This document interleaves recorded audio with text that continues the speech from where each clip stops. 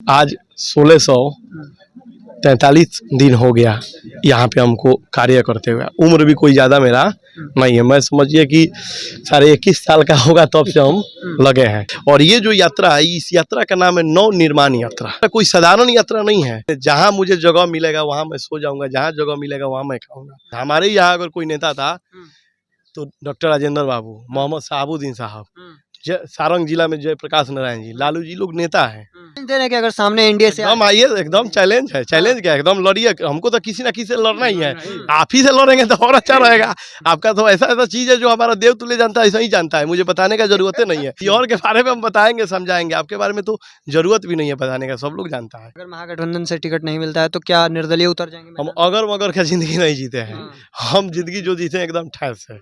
यह है तो है, नहीं है तो नहीं है, समझ गए। और हमारे जो शीर्ष नेता हैं वो काफ़ी परिपक्व है। उनका जितना भी टर्म कंडीशन है उस सब में हम पास हैं। क्योंकि कोई भी युवा एक भी दिन छोड़ दीजिए, मैंने महीना में हमको लगता है कि 2-4 दिन यूनिवर्सिटी जाता होगा। आप बताइए ऐसा काम चलेगा? तो हमारे जितने भी देव तुल्य जानता है उनका खाली यही का नाम था कि बाबू एगो यहाँ पे विश्वविद्यालय होना चाहिए। दूसरी यात्रा किया था, क्या सबसे अधिक दिक्कत समस्या जो है वो महाराजगंज में दिखा? देखिए, महाराजगंज में जो सबसे पहली यहाँ का दिक्कत है, चाहे मैं मान लीजिए लगभग मैं बता रहा हूँ कि 1 लाख से अधिक से ज़्यादा लोगों से मैं मिला। और यहाँ मिलने के बाद मुझे बस यही चीज़ लगा कि यहाँ कोई माँ और चाहे कोई भी चाचा नहीं चाह रहे हैं कि मेरा बेटा पढ़ने विश्वविद्यालय में छपरा और पटना जाए। इस बार की यात्रा में क्या अंतर है? मेरा यात्रा 4.5 साल से चल रहा है महाराजगंज में। और आज भी हमारे महाराजगंज में कोई विश्वविद्यालय है। अपना जो ओरिजिनल घर है, क्षेत्र मेरा ओरिजिनल घर है, मैं अपने क्षेत्र में रहूंगा अपने। और मैं पहले भी बोलता हूँ कि कोई मैट्रिक वैट्रिक का एग्जाम नहीं है कि हम रात दिन घर में बैठ के पढ़े और जाके एग्जाम दे के पास हो जाए। ये एग्जाम हमारे देव तुल्य जनता का है। ये एग्जाम जो हमारे साथ चल रहे हैं उनका है। और अगर इन लोग का मन होगा कि हम लड़ेंगे तो फिर हम कौन रोक सकते हैं? हम तो सेवक हैं। मंत्री हैं, कद्दावर नेता है भारतीय जनता पार्टी के। हम नहीं मानते हैं, हम तो उनको मिले हैं कई बार। हम कहेंगे आई प्रणाम, बैठी सब ठीक बनी। हाँ ठीक बनी। नमस्कार, द इंडिया टॉप देख रहे हैं, मैं हूं अखंड ज्योति। देखिए, विधानसभा चुनाव नज़दीक है, उससे पहले तमाम जो नेता हैं वो लगातार ताकत का प्रदर्शन कर रहे हैं। हालांकि इस वक्त हमारे साथ बातचीत करने के लिए वीआईपी पार्टी के राष्ट्रीय सचिव नीतीश द्विवेदी हैं। देखिए, यात्रा पर निकलने वाले हैं। देखिए, एक और तमाम नेता जो ताकत का प्रदर्शन करेंगे, लेकिन यह यात्रा पर निकलेंगे। सबसे पहले स्वागत है आपका। सबसे पहले आपको दिल के गहराइयों से बहुत बहुत धन्यवाद। किस तरीके से यात्रा पर पहले भी निकले थे और एक बार फिर से निकलेंगे, इस बार की यात्रा में क्या अंतर है? मेरा यात्रा 4.5 साल से चल रहा है महाराजगंज में।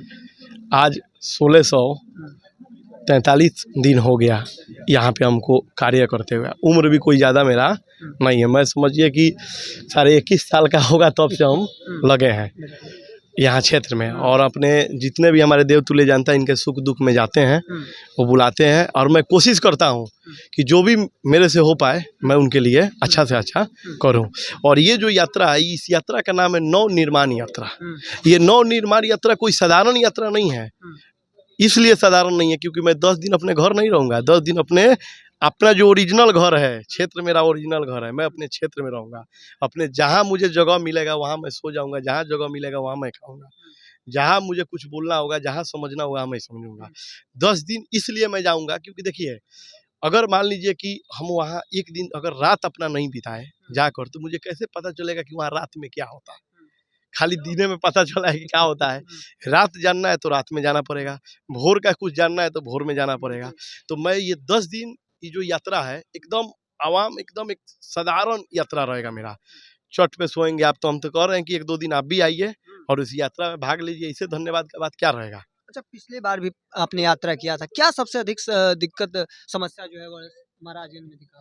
देखिए, महाराजगंज में जो सबसे पहली यहाँ का दिक्कत है, चाहे मैं मान लीजिए लगभग मैं बता रहा हूँ कि 1 लाख से अधिक से ज़्यादा लोगों से मैं मिला।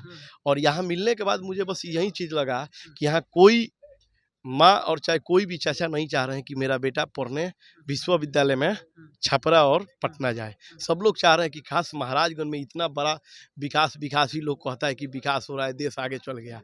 और आज भी हमारे महाराजगंज में कोई विश्वविद्यालय नहीं है। आप सुने होंगे, चाहे हमारे महाराजगंज से भी लोग सुनता है कि यहाँ पे 10वीं टॉप होते हैं, 12वीं टॉप होते हैं, लेकिन ग्रेजुएशन टॉप कब होते हैं तो हम भी आज तक नहीं सुने हैं। क्योंकि कोई भी युवा एक भी दिन छोड़ दीजिए, मैंने महीना में हमको लगता है कि 2-4 दिन यूनिवर्सिटी जाता होगा, कोई 6-6 महीना में एक बार यूनिवर्सिटी जाता होगा। आप बताइए ऐसा काम चलेगा? तो हमारे जितने भी देवतुल्य जनता है उनका खाली यही का नाम था कि बाबू एगो यहाँ पे विश्वविद्यालय होना चाहिए। दूसरा बात, आपको भी पता है कि हमारे महाराजगंज से भी छोटा-छोटा जगह को इसी बिहार में जिला का उपाधि दे दिया गया, लेकिन आज तक हमारे महाराजगंज को जिला का उपाधि नहीं दिया गया।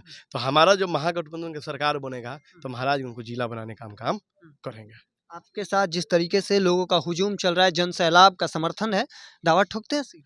ये देखिए उन लोग का आशीर्वाद है। और मैं पहले भी बोलता हूँ कि कोई मैट्रिक का एग्जाम नहीं है कि हम रात दिन घर में बैठ के पढ़े और जाके एग्जाम दे के पास हो जाए। ये एग्जाम हमारे देवतुल्य जनता का है, ये एग्जाम जो हमारे साथ चल रहे हैं उनका है। और अगर इन लोग का मन होगा कि हम लड़ेंगे तो फिर हम कौन रोक सकते हैं? हम तो सेवक हैं, मालिक तो ये लोग ना है। हम तो दौड़ रहे हैं, रास्ता ये लोग ना बताएंगे। अगर महागठबंधन से टिकट नहीं मिलता है तो क्या निर्दलीय उतर जाएंगे हम मैदान अगर मगर का जिंदगी नहीं जीते हैं, हम जिंदगी जो जीते हैं एकदम ठैस है। में? यह है तो है, नहीं है तो नहीं है, समझ गए? और हमारे जो शीर्ष नेता हैं वो काफ़ी परिपक्व है, उनका जितना भी टर्म कंडीशन है वो सब में हम पास हैं और आगे भी हम चाहेंगे कि सब में पास हम हो जी। सवाल यह भी रहेगा, आखिरी सवाल, कि महाराजगंज से कई बड़े बड़े नेता निकले, वर्तमान में तो स्वास्थ्य मंत्री भी महाराजगंज के हैं, लेकिन स्थिति क्या है महाराजगंज की? आपने बताया कई समस्या है। जब जब ये लोग बोल रहा है दुख हमको हो रहा है, पता नहीं क्यों। इनके बारे में बोलने का हमको इच्छा नहीं होता है, सच्चाई बताए तो। दुख होना चाहिए उनको। मंत्री हैं, कद्दावर नेता है भारतीय जनता पार्टी के। हम नहीं मानते हैं, हम तो उनको मिले हैं कई बार। हम कहेंगे आई प्रणाम, बैठी, सब ठीक बानी? हाँ ठीक बानी। हम उनको नहीं मानते हैं। नेता के माने क्या होता है? देखिए मंत्री विधायक सांसद होना अलग बात है, नेता बनना अलग बात है। हमारे यहाँ अगर कोई नेता था तो डॉक्टर राजेंद्र बाबू, मोहम्मद शहाबुद्दीन साहब, सारंग जिला में जयप्रकाश नारायण जी, लालू जी, लोग नेता हैं। हम इन लोग को नेता नहीं मानते। इन लोग देखिएगा, आज आप तनिक बोलिए ना कि विधानसभा में आइए नीतीश द्विवेदी के सामने तनिक लड़ लीजिए गठबंधन से, आप ही आ जाइए आमने सामने, फिर आपको पता चल जाएगा, उनको भी पता चल जाएगा। जीत मतलब ना चैलेंज दे रहे हैं कि अगर सामने एनडीए से एकदम आइए, एकदम चैलेंज है। चैलेंज क्या है, एकदम लड़िए। हमको तो किसी ना किसी से लड़ना ही है, आप ही से लड़ेंगे तो और अच्छा रहेगा। आपका तो ऐसा ऐसा चीज़ है जो हमारा देवतुल्य जनता ऐसा ही जानता है, मुझे बताने का जरूरत नहीं है। किसी और के बारे में हम बताएंगे, समझाएंगे, आपके बारे में तो जरूरत भी नहीं है बताने का, सब लोग जानता है कि आप क्या है। हमारे साथ नीतीश द्विवेदी थे, सीधे तौर पर स्वास्थ्य मंत्री मंगल पांडे को चैलेंज करते नजर आ रहे थे कि चुनावी मैदान में उतर जाइए, सामने देख लिया जाएगा। देखिए आगे क्या कुछ निकलकर सामने आता है। तब तक के तमाम हर अपडेट को देखते रहने के लिए इंडिया टॉप देखते रहें। धन्यवाद।